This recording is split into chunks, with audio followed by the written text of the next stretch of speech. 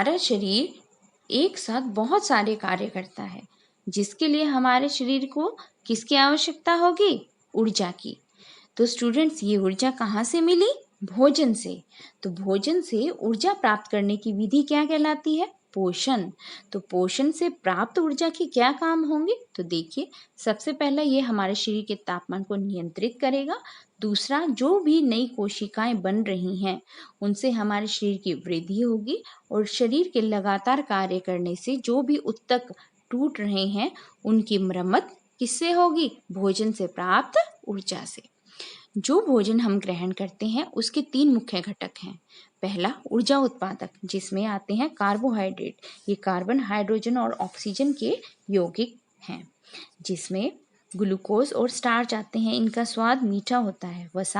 वसा भी carbon, hydrogen और ऑक्सीजन के यौगिक होते हैं, जो हमें घी, तेल, चर्बी, मोम आदि से प्राप्त होते हैं।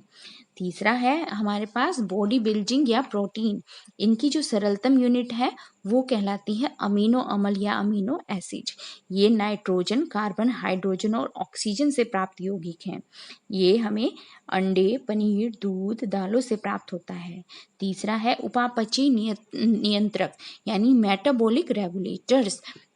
इसमें खनिज जैसे potassium, sodium, magnesium, iron etcetera ये खनिज आते हैं।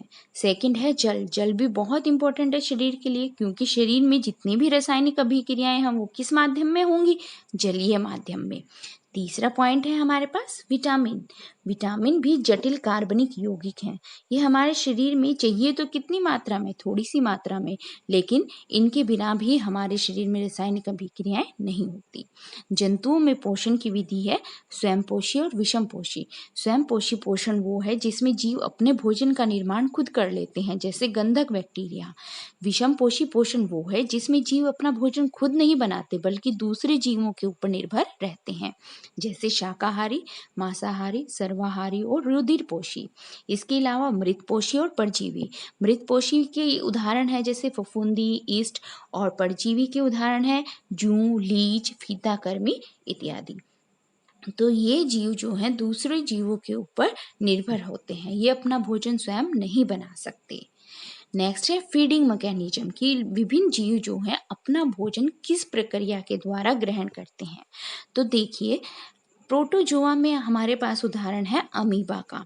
अमीबा का कोई मुख उपस्थित नहीं होता, लेकिन वो भोजन जो है अपने पादाप के द्वारा जो है ग्रहण करता है। इसको हम कहते हैं अमीबा की पोषण विधि। सेकंड है केंचुआ। केंचुए का जो गुण है वो क्या है? ये सर्वाहारी है। ये रात के समय मिट्टी को ग्रहण करता है और अपने मुख से उसको भुरभुरी करके बाहर निकाल देता है। तीसरा है कॉकरोच और एस्केरिस, जो पोषक के आंत में पाया जाता है। पौधों में पोषण, ये भी स्वयं पोषी और परपोषी हैं। परपोषी का उदाहरण है परजीवी, अमरबेल कवक, मृतपोषी कवक फफूंदी, सहजीविता में रहने वाले लाइकेन, और कुछ पौधे जो हैं वो कीट भक्षी हैं जैसे घटपर्णी।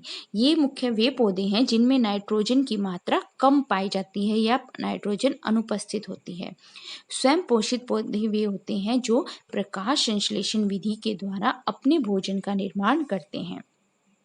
प्रकाश संश्लेषण एक बहुत हमारी एनवायरनमेंट के लिए इम्पॉर्टेंट प्रोसेस है, क्योंकि इसी से किसका निर्माण होता है? ऑक्सीजन गैस का निर्माण होता है। तो प्रकाश संश्लेषण के समय 3 मुख्य घटनाएं होती हैं। पहला, क्लोरोफिल प्रकाश ऊर्जा को अवशोषित करता है। दूसरा, जो प्रकाश ऊर्जा है वो रासायनिक ऊर्जा में कन्वर्ट हो जाती है। और तीसरा, कार्बन डाइऑक्साइड का कार्बोहाइड्रेट्स में अपचयन हो जाता है।